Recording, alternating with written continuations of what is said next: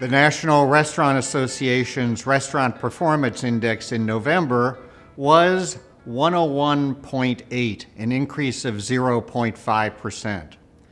Restaurant operators reported improvements in same-store sales and traffic conditions, but their expectations for business conditions 6 months out in the future definitely moderated.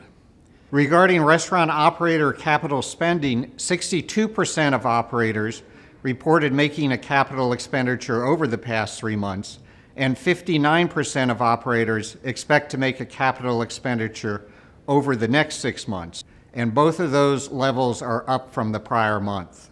Regarding restaurant industry employment in November, the industry continued to add jobs, another 25,000.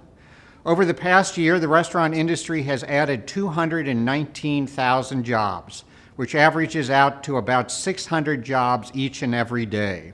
And over the past year, restaurant industry employment advanced by 1.9%, and that compares to a somewhat lower 1.7% increase for national employment.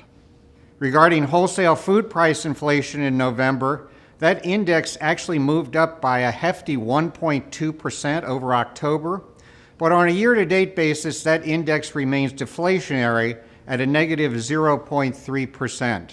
Certain commodity groups such as eggs, citrus, and potatoes were up, while other commodity groups such as fresh vegetables, pork, cheese, and butter were down on a year-to-date basis.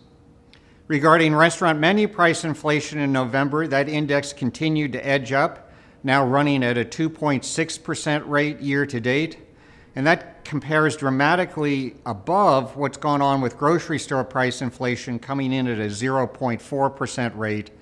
So there is in excess of a 2 percentage point difference between menu price inflation and grocery store price inflation.